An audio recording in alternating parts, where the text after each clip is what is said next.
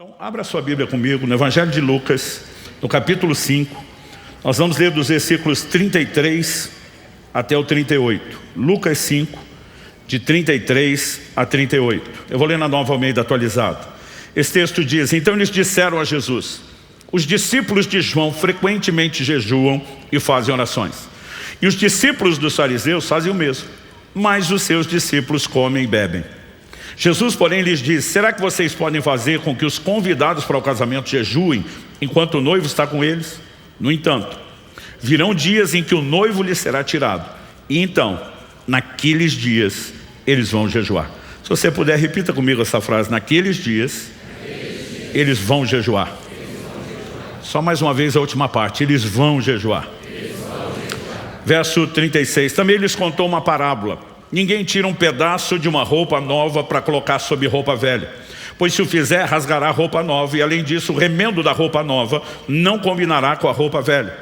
E ninguém põe vinho novo em odres velhos, porque se fizer isso, o vinho novo romperá os odres, o vinho se derramará e os odres se estragarão. Pelo contrário, vinho novo deve ser posto em odres novos. Talvez nenhum texto do Novo Testamento reúna tanta informação sobre o jejum como esse texto reúne. O Senhor Jesus é indagado sobre o assunto do jejum, mas em vez de apenas discutir o que, nosso Senhor vai abordar respostas que envolvem o quando e até mesmo nas entrelinhas o porquê jejuar. É importante que a gente considere, antes de mais nada, que todas as vezes que Jesus fez uso da alegoria do noivo, em todos os evangelhos, em todas as suas parábolas, todas as vezes, sem exceção, ele o fez para falar de si mesmo.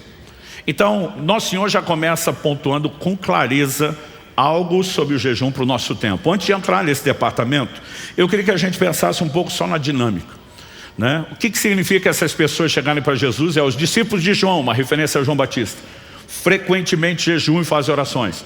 Os fariseus, o mesmo. Os fariseus, nós sabemos que jejuavam 2 vezes por semana. Em Lucas 18, Jesus fala de um fariseu orando no templo, batendo no peito, se orgulhando de jejuar 2 vezes por semana. Jesus não está dizendo que aquilo era exclusividade daquele fariseu. A tradição aponta que todos os fariseus, o movimento todo, jejuavam às segundas e às quintas-feiras. Tanto que a Didaquê, o mais antigo documento de catecismo cristão da história da igreja, orientava os discípulos a não jejuarem nos mesmos dias que os hipócritas. Então, eles observavam as quartas e sextas-feiras. Esse documento fez John Wesley, grande avivalista, resgatar a prática de 2 dias por semana de jejum. Aliás, Wesley não ordenava ninguém ao pastorado que não jejuasse às quartas e sextas-feiras. Ele dizia: isso não é mandamento para todo mundo, mas é regra para os filhos. E nós nunca vemos em nenhum lugar da história o avivamento sendo trabalhado, manifestado, sem que o mesmo caminho que o pavimento esteja presente, que envolve sempre arrependimento, santificação, oração e jejum.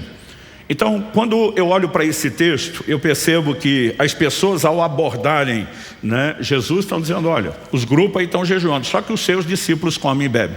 Você acha que eles estavam elogiando Jesus ou os discípulos? É claro que não. Tenta imaginar a cena de alguém chegando, um pai, uma mãe ou os dois juntos, e fazendo o seguinte comentário: os filhos de fulano são a benção, os filhos de ciclano conhecem os limites, os de Beltrano se comportam, mas os seus, o que é que estaria por trás de mais os seus? Não apenas uma crítica ao comportamento dos filhos, mas uma tentativa de responsabilizar os pais pelo mau comportamento dos filhos. Naquela época, quando se criticava o discípulo, já estava atacando o mestre. Mas quando fazia isso diretamente ao mestre, é evidente que eles estão disparando contra Jesus e não só contra os discípulos. É nesse momento que Nosso Senhor usa uma alegoria cultural que para eles não era nem um pouco difícil de entender.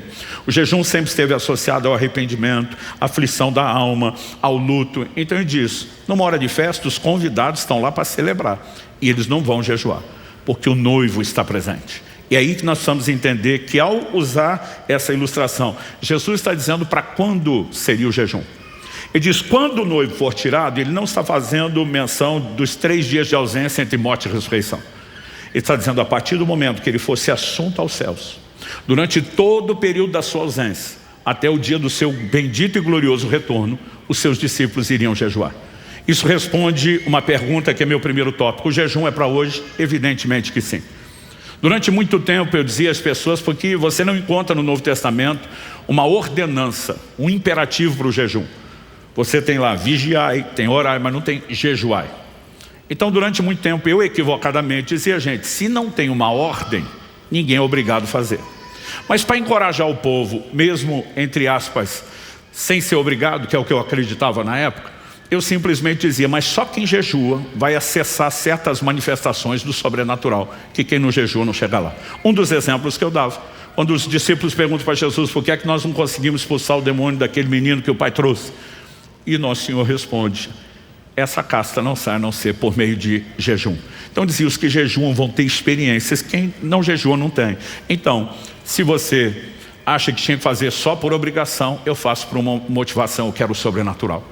E aliás, nesse mês nós vamos seguir a toada, provocando vocês a respeito de vivermos numa dimensão muito mais profunda do sobrenatural. Mas em janeiro de 2022, Deus me chamou, num desses períodos de jejum que eu tenho feito, a estudar sobre jejum como nunca antes. Eu analisei profundamente cada texto das Escrituras, fui ler tudo que podia, não só sobre a teologia, fisiologia do jejum, eu estava mergulhado nisso. Um dia, isso não era a frequência diária, eu lembro que eu marquei exatamente o momento em que eu comecei a estudar e tomar notas e parei. Eu fiquei 18 horas mergulhado em cima das Escrituras, dos materiais. Eu fiz isso ao longo de 40 dias. Foi nesse tempo que eu escrevi o livro A Cultura do Jejum. E eu saí de um artigo que durante anos era tudo que eu tinha conseguido entender sobre jejum para um livro de 270 páginas. Porque Deus foi abrindo a minha mente. E naquele dia, especificamente esse que eu passei um longo tempo, o Espírito Santo começou a me confrontar. Quer dizer, durante anos você tem dito às pessoas que se não jejuar, está tudo bem. O que você está dizendo não é pecado, não é obrigação. Então quem quer mais vem, quem não quer fica à vontade. E o Senhor me disse, considera Mateus capítulo 6. Parte do ensino de Jesus no Sermão do Monte. Ele fala sobre 3 coisas que os antigos chamavam do cordão de 3 dobras. Nosso Senhor ensina sobre esmola, sobre oração e sobre jejum. O que era o cordão de 3 dobras na mente de crentes de muito tempo atrás? Eles diziam, nós não apenas vamos orar e jejuar, mas a comida que não comemos será colocada na mesa de quem não tem. E eles combinavam essas coisas. Jesus não ensinou sobre as 3 coisas em conjunto aleatoriamente. Ele fazia tudo com um propósito.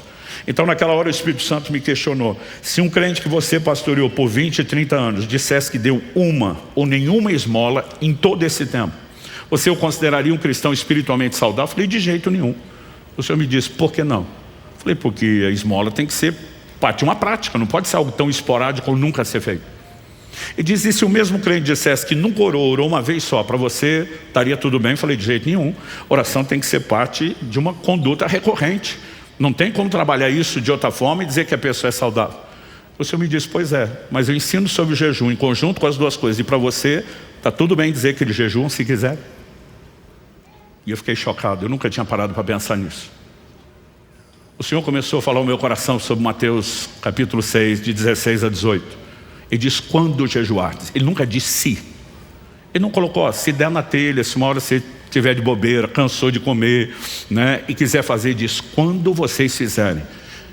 E naquele momento eu comecei a perceber, quando vocês fizerem, não é ser, há uma diferença enorme. Eu falei, Deus, eu nunca vi isso. Eu nunca vi ninguém que falou isso. E honestamente eu estou assustado. O Senhor não quer que depois de 2000 anos de evangelho, eu vá falar uma coisa que ninguém falou. Sem respaldo de ninguém. O Senhor diz, o fato de você não ter ouvido não quer dizer que ninguém falou. E na hora o Espírito Santo falou comigo, levante, pegue na última fileira de livros, eu estava no escritório de casa, na última prateleira de livros, da esquerda para a direita, o 3º livro. Quando eu olhei para cima, sabia exatamente o que tinha lá na última. Os livros de história, que eu não acesso o tempo todo, ficavam em um lugar mais distante. Subi numa cadeira, mesmo assim estiquei porque não consegui enxergar e com a mão contei 1, 2, 3. Quando puxei o 3º, não era um livro de história. Por alguma razão ele estava guardado fora do lugar. Era um livro com sermões de John Wesley. Especificamente uma coletânea intitulada O Sermão do Monte. Quando eu li aquilo, já fui para Mateus 6. E fui ler o comentário de Wesley a partir do verso 16.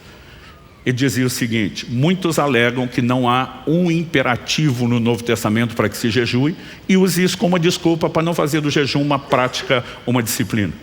Ele diz, no entanto, a gente tem que observar que Jesus nunca disse se jejuar. Jesus disse quando jejuar. Ele diz, em segundo lugar, ninguém orienta como fazer alguma coisa, a menos que espere que a pessoa orientada faça exatamente o que ele está orientando a fazer.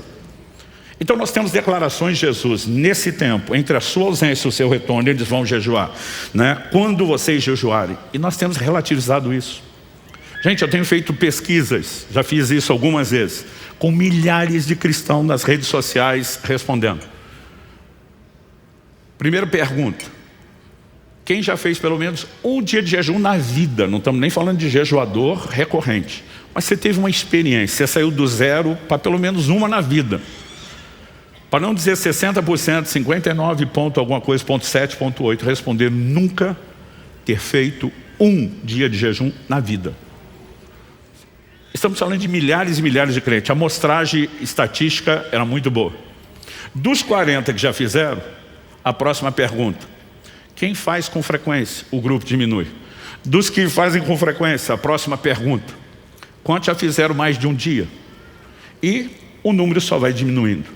Ou seja, estatisticamente, nós temos, falando de uma igreja brasileira, um povo que ainda não entendeu o que é jejuar. E nós precisamos entender qual é a importância do jejum. Então, quando Jesus está dizendo que o jejum é para hoje, eu creio que eu e você deveríamos fazê-lo não apenas porque se espera que faça, mas também porque a gente de alguma forma entende, porque Jesus colocou mais informação na resposta.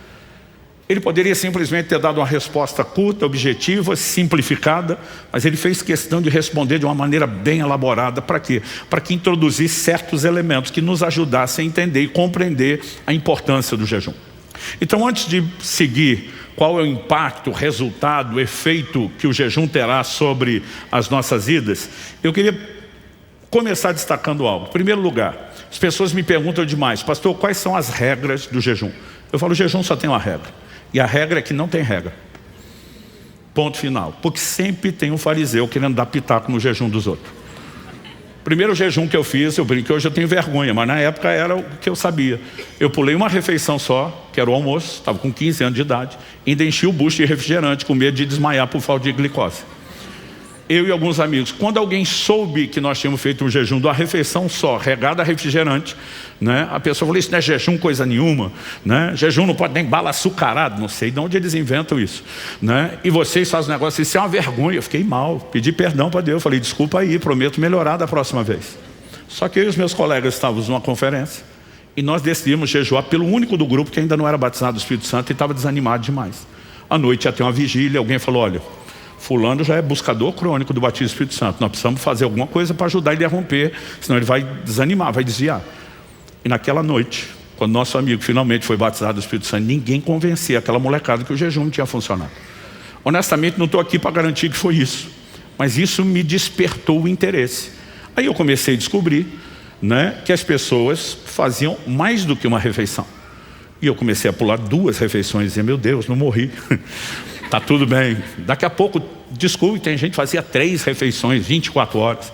Aliás, um dia desse alguém perguntou, pastor, jejum de refrigerante é válido? Eu falei, isso já está na categoria libertação, filho. Não é nem jejum, você pode tirar da sua vida. Mas eu comecei a praticar jejuns de um dia. Dos 15 aos 18, eu fui evoluindo, a ponto de aos 18 anos de idade, fazer de 3 a 7 dias na água, quase todo mês. E ao longo dos anos eu fui me exercitando na prática, mas honestamente, não se falava sobre isso. Eu nunca ouvi uma mensagem, uma pregação sobre jejum, até ali a fase dos meus 18 anos de idade, quando comecei a ouvir uma pessoa falar disso, irmã Valnice Milhomes, que eu homenageei e fiz uma dedicatória para ela no meu livro, porque foi uma das pessoas que mais me influenciou sobre o assunto, mas ninguém falava. Eu lembro que meu pai, quando soube que eu estava jejuando, ele não conseguia esconder, 3, 7 dias de jejum, uma refeição, outra. Eu era solteiro, morando em casa, sem enrola, mas chega uma hora não dá mais. Meu pai preocupado que eu estivesse entrando em algum lugar de fanatismo, imagine se ele visse o que eu faço hoje. Ele vem conversar comigo. Foi a primeira vez que nós tivemos uma conversa sobre jejum. Foi nesse dia que meu pai soltou, sem querer, que ele fazia jejuns. E eu lembro que eu fiquei indignado. Eu falei, o senhor, além de meu pai, é meu pastor. E eu não sei que o senhor jejua, eu estou indo procurar estranho para aprender com isso. E meu pai olha para mim e diz assim, Jesus falou que não é para contar que jejua. Meu pai falou isso, eu falei, como é que é? Gente, meu pai, vocês não têm noção. o poder de questionamento, de raciocínio que ele tinha. Acho que a mente do meu pai era um nível assim já gênio, brilhante. Ele estudava na Vulgata, no latim, na Septuaginta, no grego, no original hebraico. O homem foi quem tirou a TV de casa e forçava a gente a ler. Ele tinha uma capacidade assim fora do comum. Então, ninguém era doido de enfrentar meu pai. Mas nesse dia eu olhei para meu pai, na petulância dos 18 anos, falei, como é que é, pai? O senhor está dizendo que Jesus falou, sim, lá no sermão. Eu falei, eu sei o texto que o senhor vai citar. Jesus falou para não tocar trombeta. Ou seja, não se vangloriar. Isso é diferente de não contar. Eu falei, vamos por parte. O mesmo ensino foi colocado em relação às esmolas, que não é para tocar trombeta. Agora, a Bíblia fala que Dorcas, ela era muito operosa nas boas obras e todo mundo sabia disso. Então só está querendo dizer que ela não escondeu da forma como deveria. Segundo, Paulo em 1 Timóteo 5, falando de quais viúvas seriam colocadas na lista de sustento da igreja, e disse que tinha que ter testemunho de boas obras. Quer dizer que se ela só fizesse escondida, não entraria na lista. Eu falei, nós estamos falando do mesmo contexto. Eu falei, pai, o senhor acredita mesmo que Jesus mandaria a gente fazer uma coisa que ele mesmo não fez? O que você está falando? Eu falei, Jesus estava sozinho quando jejuou. Como é que nós sabemos que ele jejuou? Quem o senhor acha que vazou a notícia? Ele riu do jeito que vocês riram, nunca pensei nisso. Eu falei, se ele pode contar, a gente não pode? Falei, uma coisa é compartilhar com discípulos que você quer encorajar, a outra é tentar se vangloriar disso. Eu falei, quem não jejua já não fala porque não faz. Quem jejua não conta para não pecar, como é que nós vamos aprender sobre isso? E meu pai falou, nesse sentido você tem razão. Só que em janeiro de 2022, quando escrevi esse material, o Espírito Santo falou comigo, você lembra daquela conversa? Eu falei, lembro. Ele falou, guardadas as devidas proporções, você não fez muito diferente do seu pai. Você impactou apenas a família e os discípulos que estão perto. E diz, chegou o tempo de se falar, pregar, ensinar sobre jejum como nunca antes. Porque as pessoas não vão ter fé para jejuar se não ouvirem a palavra de Deus sobre o assunto. A Bíblia diz que a fé vem por ouvir e ouvir a palavra de Deus. Principalmente quando falamos de jejuns mais recorrentes ou até prolongados, evidentemente que se algo não for despertado dentro de nós não faremos. Agora, nós precisamos entender, gente, que não tem regra. Ou você escolhe o que quer fazer, ou você obedece uma orientação do Espírito Santo. Ele pode trazer todas as regras. Então, salvo isso, porque as pessoas se controlando demais. Eu vi um dia 2 irmãos que estavam fazendo o tal do jejum, Daniel. Mas a confusão ficou grande, eu pensei, eles vão para a via de fato. Eu estava olhando só para ver se ia precisar intervir, porque o negócio ficou sério. E a discussão deles é porque um estava comendo batata frita. Aí dizia, mas jejum, Daniel, é legumes, batata é legume, mas não come manjar desejável. Você manjar desejável para você que é fanático por isso, para mim, gente, uma tempestade. Outro dia chegou para mim e falou, pastor, eu posso jejuar pão e água? Eu falei, pode jejuar até com pastel e caldo de cana.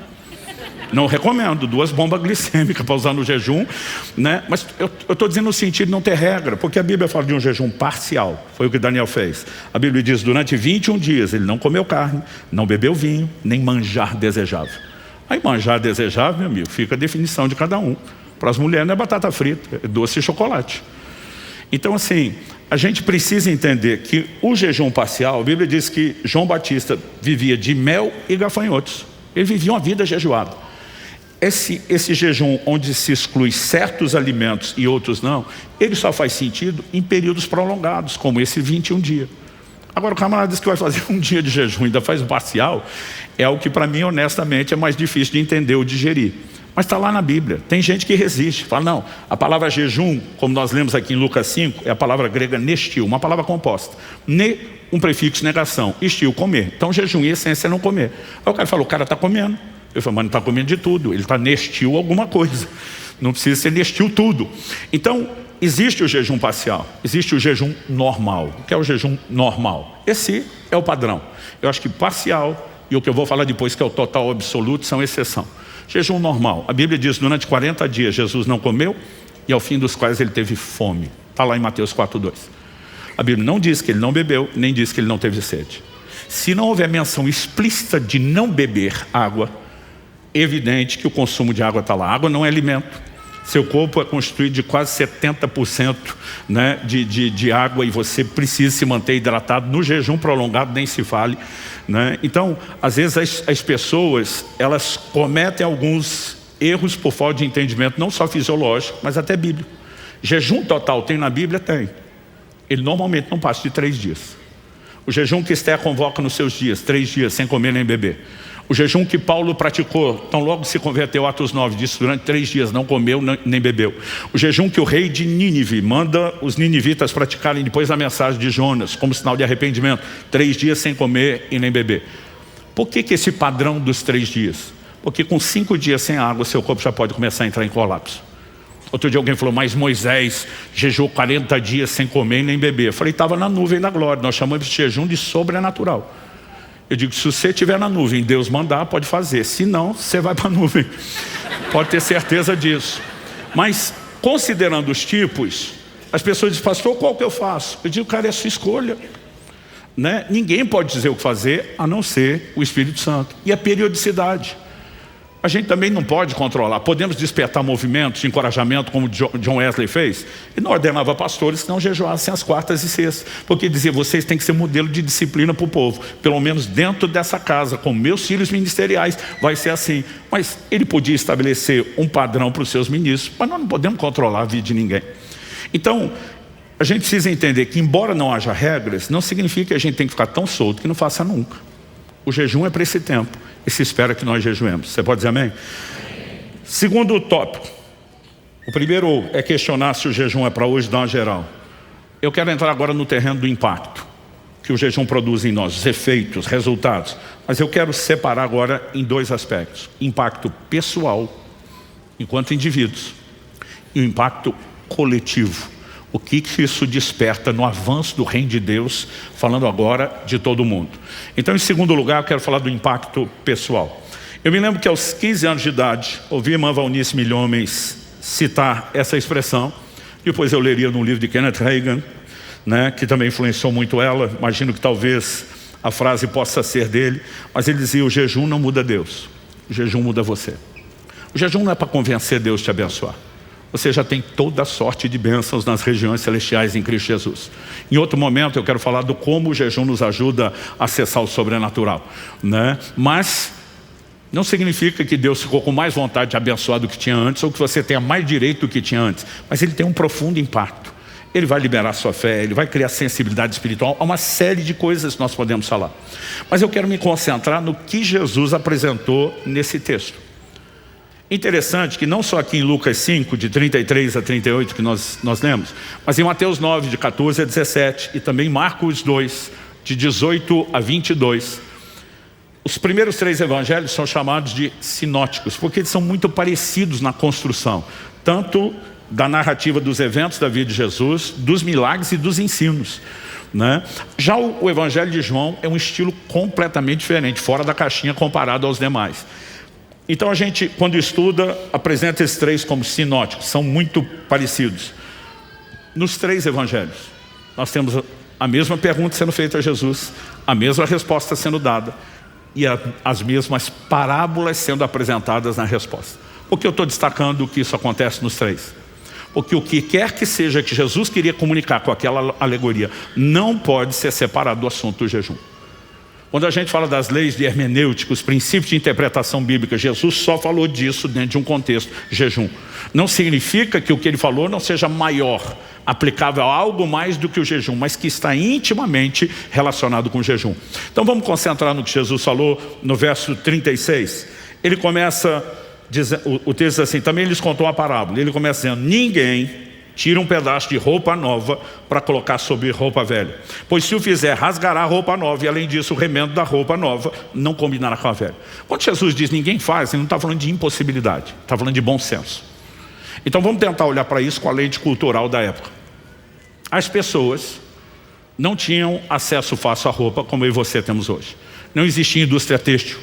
Toda a confecção era manual, artesanal, né? E você começa a falar não só da dificuldade de produzir, da qualidade do tecido. Jesus, num certo momento, diz, os que vestem roupas luxuosas estão nos palácios. Quando você pega a pirâmide social, era o topozinho lá de cima que tinha acesso a roupas de luxo, roupas boas. A maioria das pessoas não tinham. Quando Jesus envia seus discípulos pregar o evangelho, ele diz, não precisa levar outra túnica. Já imaginou que maravilha, viajar sem mala, só com a roupa do corpo? Era isso que eles faziam.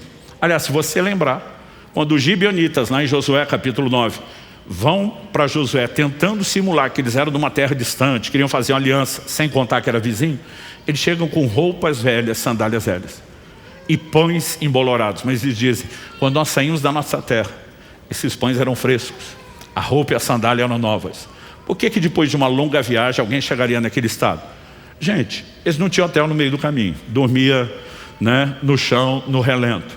Lavava a roupa na hora de tomar o banho no rio, quando achava ela secava no corpo. A roupa já não tinha qualidade. Tratada dessa forma, a maior parte das pessoas não se vestiam bem. As roupas eram rotas, velhas, costumavam ser rasgadas e remendadas. Essa era a realidade da maior parte das pessoas. Então, quando você abrir o guarda-roupa e for tentar largar aquela murmuração comum, tenho nada para vestir hoje, lembre que nem Salomão, em toda a sua glória, teve um guarda-roupa como o seu. E essa era a realidade deles. Agora, imaginando que cada um entende isso, a grande maioria da população para quem Jesus está falando, ele diz, ninguém que está com uma roupa rota, velha, rasgada, e recebe uma roupa nova de presente. E roupa na época não era composição, como nós fazemos, calça, camisa. Todo mundo usava túnica. A gente prefere falar túnica porque o homem não gosta de falar vestido, né? Mas todo mundo usava uma peça única. Então, quando Jesus está dizendo que ninguém faria, qual é a proposta? Imagina o cara recebendo uma roupa nova. A lógica, o bom senso, nem precisa de muito, sugere. Descarta a velha, pega a nova, problema resolvido. Agora imagina a pessoa objetando quando está ganhando de presente a nova. Não preciso disso tudo, é muito pano. Eu só tenho uns buracos aqui voltando. Então só me deixa recortar aí da roupa nova o que falta aqui para eu consertar a velha. Então Jesus diz que ninguém faz por bom senso.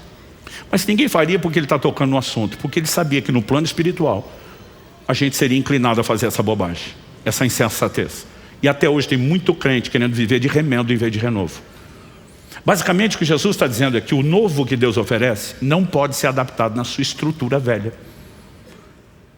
Ele diz, o velho só tem uma finalidade para você, descarta. Paulo escreve aos Efésios e fala da nossa mudança de comportamento como uma troca de roupa. Despir-se do velho homem, vestir-se do novo homem. É uma troca, porque o que a gente trazia antes não serve para mais nada. E não deveria haver adaptação. Quem está entendendo? Na sequência, Jesus conta outra parábola para falar a mesma coisa. Ninguém põe vinho novo em odres velhos, porque se fizer isso, o vinho novo romperá os odres, o vinho se derramará, os odres se estragarão. Pelo contrário, o vinho novo deve ser posto em odres novos. Primeiro vamos fazer a distinção, o que é vinho novo e vinho velho. No Antigo Testamento, você tem duas palavras distintas para falar de quase a mesma coisa, mosto e vinho. O que era o mosto? Suco da uva, ainda não fermentado ou de baixa fermentação, a ponto de não poder provocar embriaguez nem se houvesse abuso. O vinho já tinha passado o processo natural de fermentação. Então, a uva que era espremida lá no lagar, pisada, o suco tirava, pelo açúcar natural da fruta, um processo natural de fermentação começaria, era só uma questão de tempo. E aí é que ele passaria a ter teor alcoólico. Esse álcool nunca foi inserido de forma artificial, industrial, sempre foi um processo natural. Agora, no grego eles não tinham uma palavra para falar do suco, como nós temos no português, e outra para falar do vinho. Então se usava vinho novo, ainda não fermentou, vinho velho, já está fermentado. É que o velho para nós soa como se fosse deterioração. Jesus vai dizer na sequência, né? O verso 39 que eu não li, ninguém tendo bebido o vinho velho prefere o novo, porque diz o velho é excelente, é melhor. Então o velho aqui não era um rótulo negativo. Ele simplesmente era uma maneira de dizer, olha, esse aqui já fermentou, o outro não. E aí você vai ter que entender o odre, porque não é parte do nosso contexto. O odre era uma espécie de cantil, uma bolsa feita com couro de animais. Então, em toda a Bíblia você vai ver uma única menção de um odre contendo água. É quando aqueles gibeonitas dizem que vieram de longe, né, e traziam os odres. Normalmente estava associado à questão, né, das viagens, porque você não tinha como transportar numa vasilha de barro, etc. e tal, a água numa viagem. Mas tirando essa exceção, você tem uma segunda. Uma vez na Bíblia você vai ver um odre cheio de leite. Alguém simplesmente aproveitou aquilo para outra finalidade. Todas as outras na Bíblia estão associadas ao vinho. Por que o odre estava tão ligado ao vinho? Porque os povos antigos descobriram que se você deixasse, né, o vinho, o suco da uva, num ambiente fechado, com exposição limitada ao oxigênio, você conseguia controlar a fermentação. Então, eles colocavam na bolsa, lacravam, e dessa forma conseguiam controlar a fermentação no ponto em que eles queriam. Só que o que Jesus está falando? Se você bota o vinho novo num odre velho, um couro já ressecado, a hora que começar a fermentação e aquilo vai dando pressão, o odre arrebenta. E aí se perde o odre, se perde o vinho. Deixa eu te dizer o seguinte, quando se tenta adaptar o novo de Deus no velho, o evangelho tem prazo de validade. Talvez essa seja uma das razões pelas quais a gente tenha tanto desviado na nossa nação. Porque as pessoas estão acreditando que elas podem pegar uma parte do que Deus tem e adaptar no resto do que elas já traziam na sua vida. Isso não funciona no evangelho. Agora, pastor, qual a relação disso com o jejum? Quando nós vamos entender o cerne da obra da santificação, é evidente que a gente tem que se desfazer do velho homem. Não dá para viver a nova natureza, a nova realidade mesclada, adaptada, em conjunto ou convivência com o velho homem. Então, nós precisamos entender que no processo de transformação, só existe uma única coisa a ser feita com a velha natureza, é matá-la. Essa é a linguagem bíblica. Romanos capítulo 12, versos 1 e 2 diz assim: portanto, pelas misericórdias de Deus, peço que ofereça o seu corpo como sacrifício vivo, santo e agradável a Deus. Este é o culto racional de vocês. E não vivam conforme os padrões desse mundo, mas deixem que Deus os transforme. Outras traduções diz: transformai-vos, no imperativo, pela renovação da vossa mente, para que possam experimentar qual é a boa, agradável e perfeita vontade de Deus. Ele está dizendo que a pessoa, depois de convertida, pode conformar aqui, tomar forma, o molde. Pode se conformar com o mundo. E ele vai passar, às vezes, uma vida inteira naquele padrão que Paulo, em 1 Coríntios 3, chama de um crente carnal, não espiritual. Ele não acessa lugares profundos da comunhão com Deus, de experiências com o Senhor, das manifestações do sobrenatural. Ele tem um comportamento que uma hora você olha e fala, parece crente, outra hora você fala, parece que nunca converteu. Ele fica lá numa coisa meio híbrida. Agora, o que nós precisamos entender é que é nossa responsabilidade de entrar no processo de transformação. E para isso, duas coisas são claramente apresentadas aqui. Tem que ter uma mudança de mentalidade, em segundo lugar. E em primeiro, ele diz, ofereça o corpo de vocês como um sacrifício vivo. Sacrifício vivo é um paradoxo, gente. Porque sacrificar significa matar. Paulo está falando uma linguagem que todo mundo antigo entendia. Não só o povo que serviu o Deus de Israel, o único e verdadeiro, mas até os povos pagãos praticavam sacrifício. Sacrificar era matar o animal. Agora, o que é o sacrifício vivo? É uma aparente contradição. Mas Paulo usa esse paradoxo para dizer o quê? Não é para vocês matar o corpo de forma literal. O que você vai matar é a força da carne que está aí dentro. Colossenses 3,5 diz, fazei morrer a vossa natureza terrena. Eu aprendi na minha adolescência, a carne não converte. Tem que ir para a cruz, tem que matar a miserável. Agora, isso não envolve apenas domínio próprio. Jesus nos propõe uma ferramenta chamada jejum, que talvez de todas as disciplinas espirituais seja mais impactante no que diz respeito a tirar força da sua carne. Gente, isso vai além da capacidade de explicação. Eu lembro, em 2018, o Espírito Santo me dirigiu a fazer pela primeira vez um jejum de 40 dias. Quando eu terminei, vários amigos me procuraram. E aí? A turma que sabia. E aí era, você ouviu o coro dos anjos, sentiu o perfume do céu, né? Jesus apareceu, todo mundo esperando eu relatar assim, uma experiência mística profunda. E eu tenho tido experiências incríveis, mas eu lembro que minha resposta foi, e aí que eu estou em crise. Os caras, como assim crise? Falei, crise profunda. O jejum me gerou crise. Os caras, que tipo de crise? Falei, vou falar uma de várias. Meu temperamento é colérico. Para quem não sabe o que é, barraqueiro por natureza. Então assim, tem que frear a miserável da carne para não ficar irritado, para não falar o que não deveria. É um exercício contínuo. Só que durante 40 dias, nada e ninguém me irritava. Gente, era um negócio assim, tão fora do comum, que Kelly, minha esposa, aquele doce de pessoa, ficava tirando onda comigo. Ela parava na minha frente e dizia, quem é você? Quem está aí? O que você fez com meu marido? Ela dizia, meu amor, você está numa tranquilidade. Eu dizia, você não imagina a paz que está do lado de dentro. Aí alguém falou, pastor, mas foi ruim para gerar crise? Eu falei, não, foi maravilhoso. A crise é que acabou com a minha desculpa. Porque a vida inteira eu joguei na conta do temperamento. Não, eu me irrito, eu falo desse jeito pelo temperamento. Mas meu temperamento não mudou no jejum. Aliás, a parte boa de liderança do colérico estava lá, ó, refinada, ungida. A parte ruim, que é essa miserável da carne, ela perdeu completamente a força. E de repente, pela primeira vez, depois de anos andando com Deus, servindo com Deus, eu falei, tem muitas coisas que nós estamos tolerando, inventando desculpa, que deveriam estar morrendo na nossa vida. Quem está entendendo? Mas pastor, e a transformação da mente? Além de todo o processo da restauração que vem pela palavra, nós precisamos entender que o próprio jejum, gente, ele reprograma o seu código, ele muda um chip dentro de você. É inexplicável. Honestamente, eu tento explicar isso e é frustrante, porque é só quem pratica que entende. Quem jejua com frequência e regularidade costuma testemunhar as mesmas coisas. As coisas materiais perdem absurda e inexplicavelmente o seu valor. O coração fica blindado contra a ofensa. Não é só não se irritar. né, a ofensa não entra. Eu gosto de citar uma frase da irmã Valnice, que ela dizia o seguinte: o jejum muda o seu centro gravitacional. O centro de gravidade da terra puxa para baixo. O centro de gravidade do reino de Deus para cima, buscar as coisas que são do alto, pensar nas coisas que são de cima. O jejum te arranca de um centro gravitacional e te coloca em outro. É impressionante a fome, o anseio pelas coisas de Deus. Ou seja, ele não apenas vai frear a força da velha natureza, mas de alguma forma é como se libertasse a nova para buscar tudo aquilo que ela realmente anseia. Eu não consigo enxergar a vida de ninguém vivendo num profundo lugar em Deus sem que o jejum seja parte da sua jornada, da sua caminhada. Ele vai impactar definitivamente a nossa estrutura, vai nos ajudar a nos livrar do velho, para que a gente, em vez de adaptar o novo no velho, possa simplesmente trocar e viver o novo. Quem está entendendo, diga amém. Mas me permita falar, terceiro e último lugar, do que eu vou chamar aqui do impacto coletivo. Além de termos a responsabilidade de produzir mudança na nossa própria vida, nós temos o privilégio de cooperar com Deus para mudanças num âmbito maior, que diz respeito ao avanço do reino de Deus na terra. E eu quero tentar te demonstrar algo que eu classifico como profético.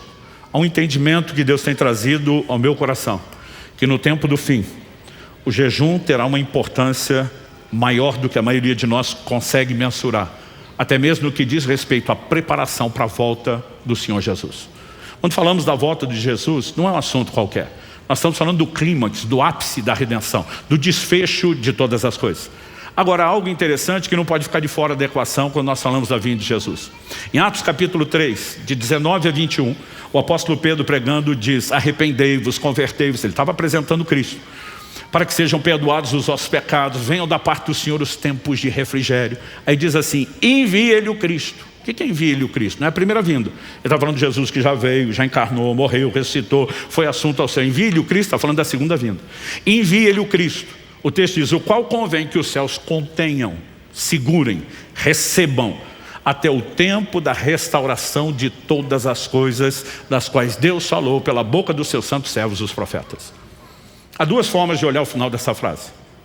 Que os profetas anunciaram que haveria restauração no tempo do fim. Isso é verdadeiro. A gente fala da reforma protestante 500 anos atrás, a reforma apenas começou. Tem muita coisa sendo reformada ainda e para ser reformada. Mas haverá restauração de muita coisa que a igreja perdeu antes do retorno de Jesus. Mas para mim o texto não fala só isso. Ele fala da restauração do que foi dito pela boca dos profetas. Ou seja, coisas que os profetas anunciaram, porque há profecias que envolvem a vinda do Senhor que ainda não se cumpriram e vão se cumprir só por ocasião do seu retorno. Mas há coisas que os profetas falaram da parte de Deus que já se cumpriram ao longo da história. E a mesma Bíblia que registra o cumprimento dessas coisas, registra que haverá cumprimento replicado no tempo do fim. Uma dessas promessas que é indiscutível que tem cumprimento replicado. Joel capítulo 2, versos 28 e 29.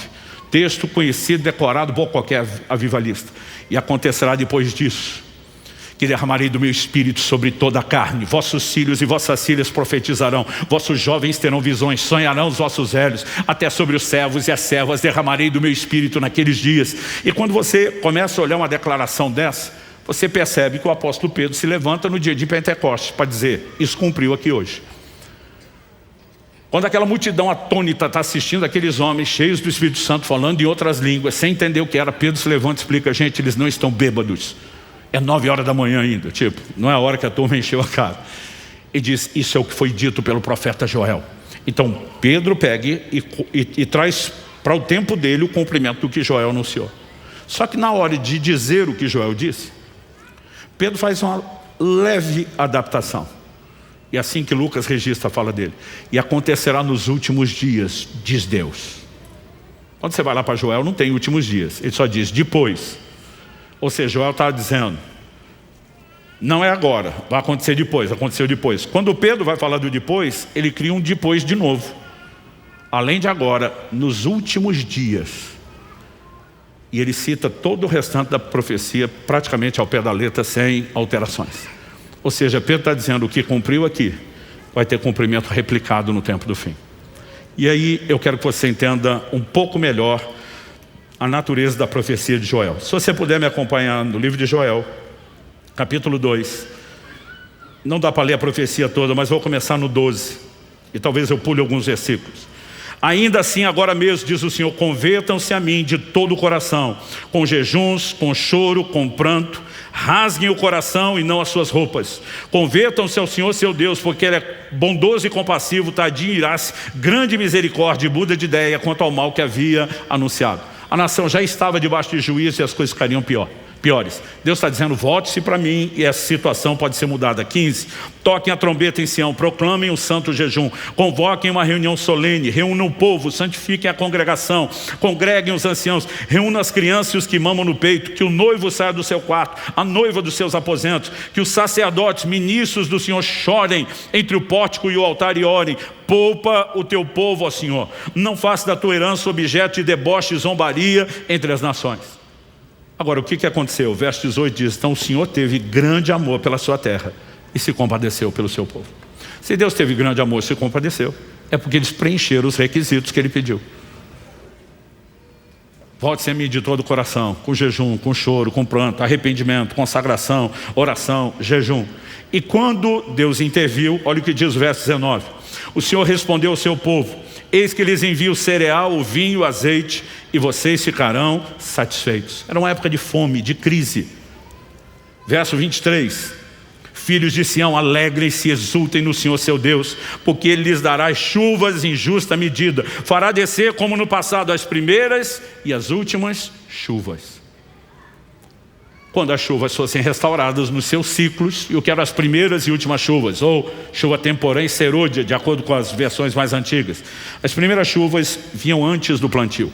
Elas amoleciam o solo, facilitavam o trabalho da terra searada, favoreciam, a condição da terra para receber a semente que germinaria. Mas depois das primeiras chuvas, vinha um período de alguns meses de estiagem. E depois vinham as últimas chuvas, que eram mais abundantes e intensas que as primeiras. Esse detalhe é importante. Mais abundantes e intensas que as primeiras. Qual era o propósito das últimas chuvas? Fortalecer não apenas o crescimento, como também a maturação do fruto. Então, se esperava isso antes de chegar na colheita. E Deus está dizendo, eu vou restaurar como no final. Qual era o resultado? Que eles teriam boa colheita. 24. As eiras se encherão de trigo, os lagares transbordarão de vinho e de azeite, e restituirei os anos que foram consumidos pelo gafanhoto. Verso 26. Vocês terão comida em abundância, ficarão satisfeitos, louvarão o nome do Senhor seu Deus, que fez maravilhas em favor de vocês. 27. Vocês saberão que eu estou no meio de Israel, que eu sou o Senhor, o Deus de vocês, não há outro, e nunca mais meu povo será envergonhado. E aí vem o 28. E acontecerá depois disso, que derramarei do meu espírito sobre toda a carne. A frase depois disso aqui tem dois significados, possibilidade de entendimento.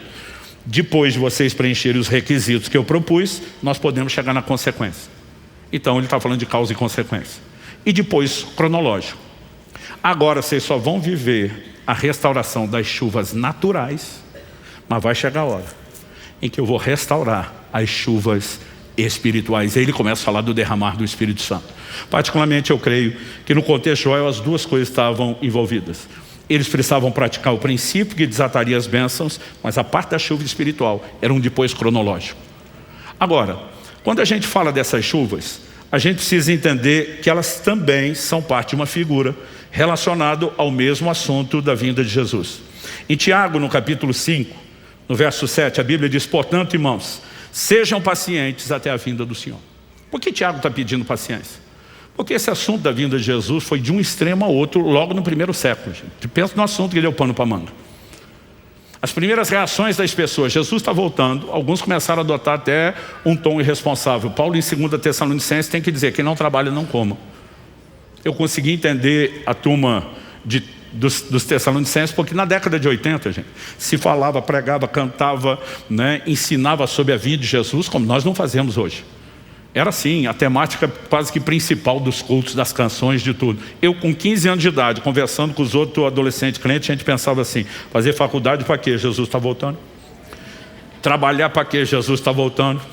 A única coisa que a gente não abria mão era casar. Então a gente dizia, Maranata, vem Senhor Jesus, mas espera eu casar. Como se pudesse casar sem estudar e trabalhar. Mas na cabeça do adolescente é mais fácil entender. Mas os adultos começaram a migrar para esse lugar. E Paulo teve que botar ordem. Depois, a conversa foi outra.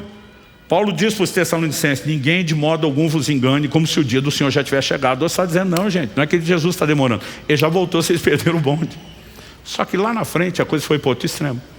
E essa é a razão da segunda carta de Pedro, quando no capítulo 3, no verso 4, ele fala de pessoas que escarneceriam da vinda do Senhor, dizendo: desde que os pais dormiram, os primeiros líderes, tudo permanece do mesmo jeito, tipo, ele voltou coisa nenhuma.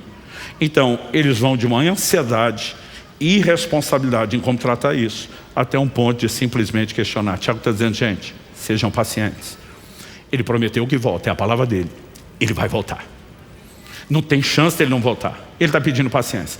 No verso 8, o seguinte, ele vai dar um exemplo de paciência que todo mundo conhecia, porque era a prática da vida diária de todo mundo. Todo mundo tinha que plantar e colher para ter o sustento da terra. Ele diz no verso 8: eis que o lavrador aguarda com paciência o precioso fruto da terra, até receber as primeiras e as últimas chuvas. Sejam também vocês pacientes, fortaleçam o coração, pois a vinda do Senhor está próxima. Por que o lavrador espera com paciência? Não só a primeira chuva, que é o que vai ajudá-lo a arar a terra e plantar mais as últimas. Porque se ele tentar colher antes da última, o fruto não está maduro, não cresceu o suficiente, não tem a quantidade de grãos que teria. Ele tem que ser paciente se ele quer uma colheita melhor. Não se pode colher antes da chuva. Então, Tiago está usando um exemplo de paciência que todo mundo conhecia no dia a dia e que serve para a nossa paciência. Mas eu ouso te dizer que Tiago, escrevendo pelo Espírito de Deus, também está apresentando uma alegoria profética. Isso cabe não apenas a nós, cabe também ao próprio Cristo. Ele é o lavrador. Nós somos o precioso fruto da terra. Por que é que ele ainda não voltou? Porque ele não pode voltar sem que ele tenha a maior colheita de almas de todos os tempos. E eu vou te mostrar isso na Bíblia. E essa colheita não será possível se não vierem as últimas chuvas prometidas. Segunda Epístola de Pedro, capítulo 3, verso 9, nos apresenta essa figura com clareza. O texto sagrado diz assim: o Senhor não retarda a sua promessa, ainda que alguns a julguem demorada. E o contexto, você lê, o capítulo ele está falando só da vinda de Jesus. O Senhor não retarda a sua promessa, ainda que alguns a julguem demorada. Pelo contrário, Ele é paciente com vocês, não querendo que ninguém pereça, mas que todos cheguem ao arrependimento. Por que é que Jesus ainda não veio? Ele está exercendo paciência, ele está se controlando, ele está dizendo: calma, calma, espera um pouco mais. A colheita maior que está por vir vai justificar. A maior colheita de almas que esse mundo jamais presenciou ainda está para acontecer. Mas para que aconteça é necessário que venham as últimas chuvas, que, lembre-se, eram mais intensas e abundantes que as primeiras. O que nós vimos em Pentecoste será menor comparado ao que Deus fará no tempo do fim. O maior derramar do Espírito Santo que essa terra jamais presenciou também está para acontecer. Nós vivemos numa época privilegiada que a gente acaba nem valorizando isso. Na virada do século XIX para o XX, que tem o início do movimento pentecostal que espalhou pelo mundo, alastrou que nem fogo em capim seco, nós passamos a viver uma nova realidade. A maior parte das igrejas hoje, mesmo as são históricas, conservadoras, né, já não oferecem resistência, ação à obra do Espírito Santo, mas por séculos você não via as manifestações do Espírito Santo. Elas vêm sendo restauradas, elas estão crescendo, mas deixa eu te dizer, o melhor ainda está por vir. E sem essas chuvas não haverá a colheita que Jesus está esperando. E sem as chuvas que potenciam a colheita, portanto, sem a colheita, Jesus não volta. Pastor, o que isso tudo tem a ver com o jejum? Vamos voltar em Joel. Para que eles vivessem o cumprimento daquela primeira etapa, Deus diz: voltem-se a mim de todo o coração, isso com jejuns. Joel 2,15, convoquem um jejum solene.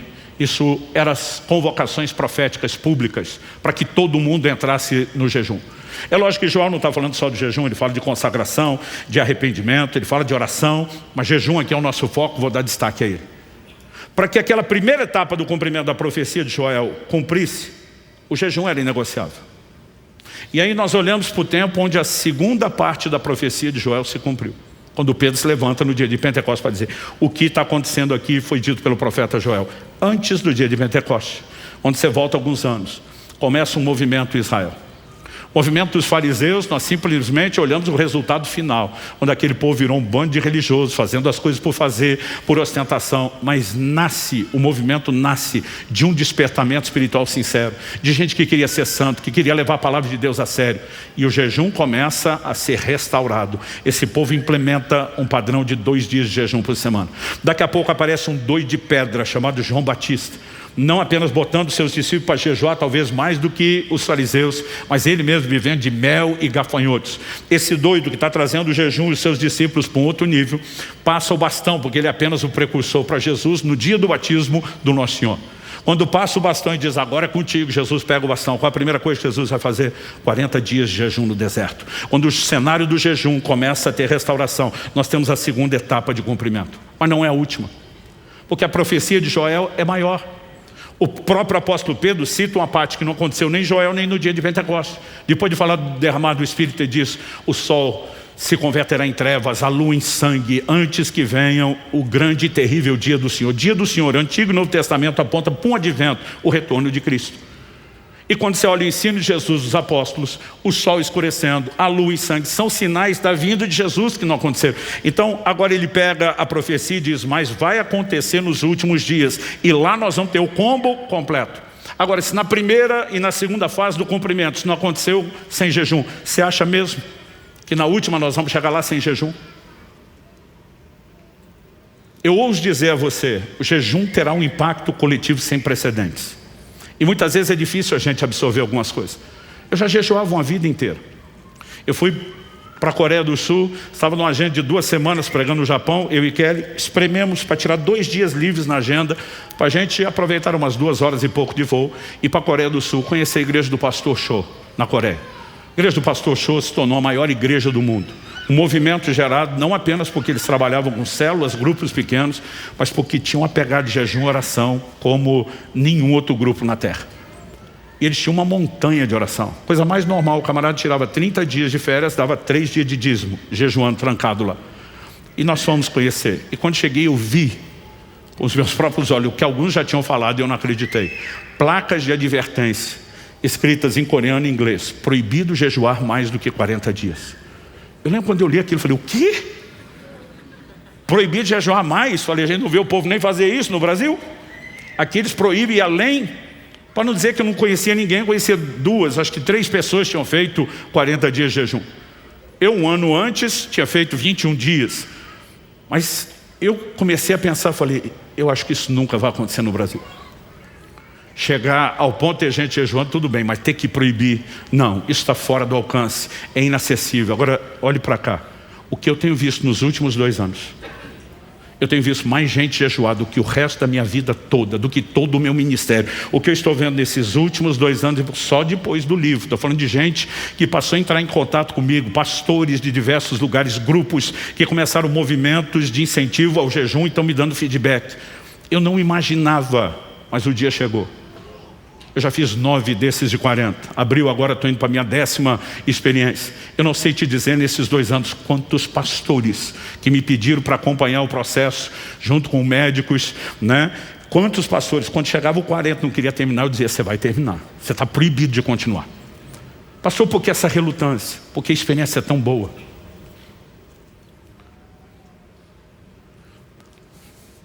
Não tem uma vez que chega a hora de quebrar o jejum que eu não faça isso chorando. As pessoas dizem, pastor, está ansioso para comer? Eu digo, não, dá dó de comer, dá dó de terminar. Você tem que dizer para você mesmo, daqui a pouco você vai fazer outro. Porque as pessoas começam a entrar num lugar de plenitude espiritual, emocional, física, tão extraordinário, que você diz, eu não quero parar.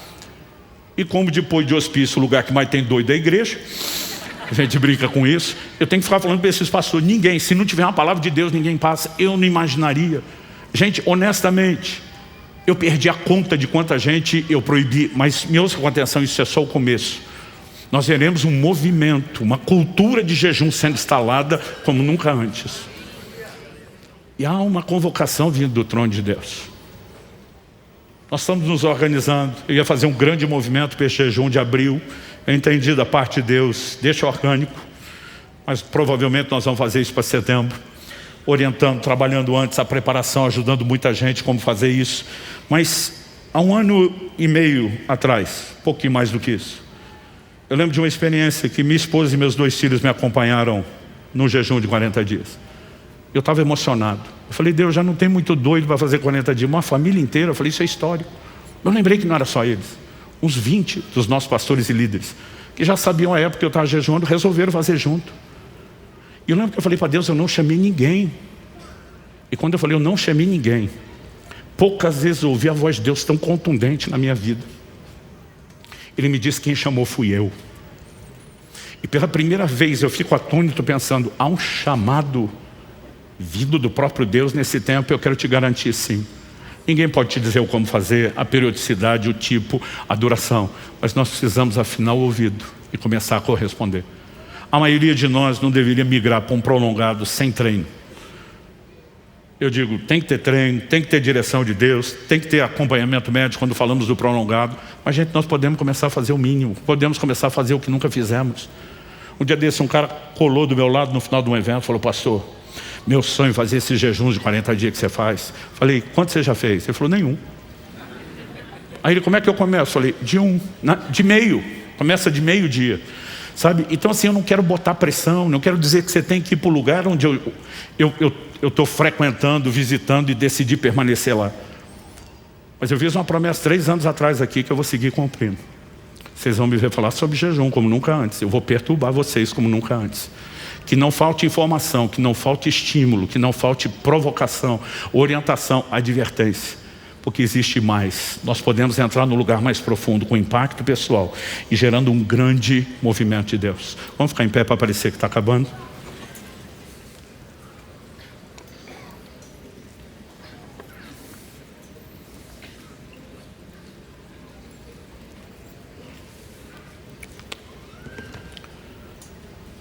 O que fazer, quando fazer, como fazer, quanto tempo fazer? Ou você decide, ou você ouve e atende a direção do Espírito Santo. Sempre tem um fariseu querendo dar pitaco no jejum dos outros. E ninguém deveria te controlar. Ninguém pode te dizer o que fazer. De vez em quando, nós podemos ter convocações proféticas.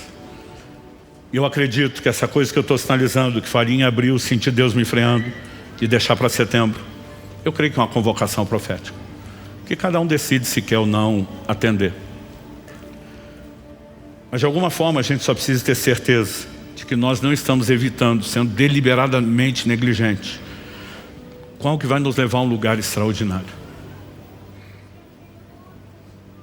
Eu sirvo a Deus durante toda a minha vida, intensamente, depois dos 15 anos, depois do batismo do Espírito Santo. Honestamente, eu nunca vivi. E nem achava ser possível viver o que eu estou experimentando nos últimos anos. Em especial, esse período aí de 3 anos para cá. Porque à medida que eu comecei a entender aquilo que Deus me fez entender e escrever, eu falei, eu não posso viver longe disso. Eu mesmo entendi, falei, Deus, eu não posso sequer pregar isso se não tiver autoridade para falar.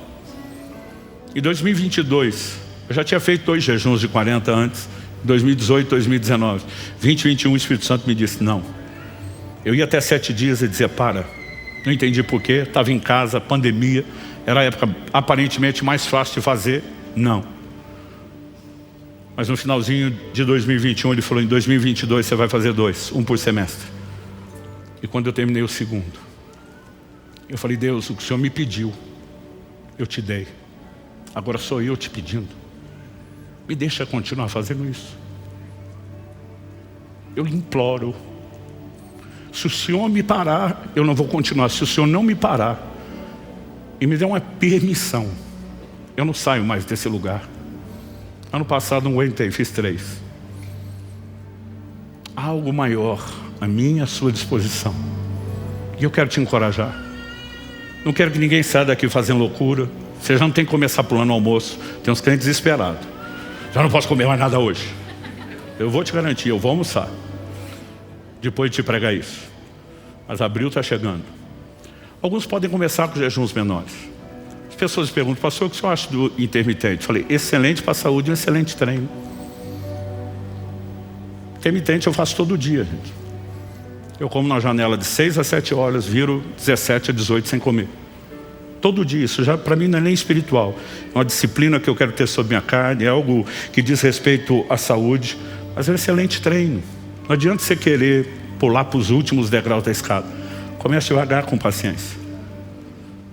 Se Deus realmente te der uma convicção agora, ótimo, mas se não, planeja, faz com calma. O que eu estou dizendo é o que nós vamos ter que fazer mais vezes. Várias vezes.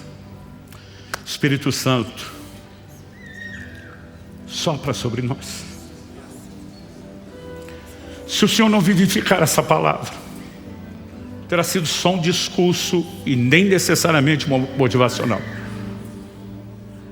Mas se o Senhor trouxer vida, gerar fé pela tua palavra, derramar a tua graça, eu sei que haverá um nível diferente de resposta, e é isso que o Senhor espera de nós. Ajuda-nos a entender a importância do jejum e a corresponder contigo. Eu oro por dias de avanço, de rompimento espiritual, de quebrar a força da carne como nunca quebramos antes, de cooperarmos contigo no avanço do teu reino, de não apenas contribuirmos, ó Deus, para que haja esse impacto individual, mas também o coletivo. Nós clamamos em nome de Jesus, que aquilo que o Senhor começou a falar e a fazer não seja interrompido ao final dessa reunião. Que nenhum de nós te trate como um interruptor de uma lâmpada que é desligada ou uma torneira que pode ser fechada. Que o que o Senhor começou continue, cresça, progrida, cumpra o seu pleno propósito. Nós oramos em nome de Jesus e para a glória de Deus. Amém.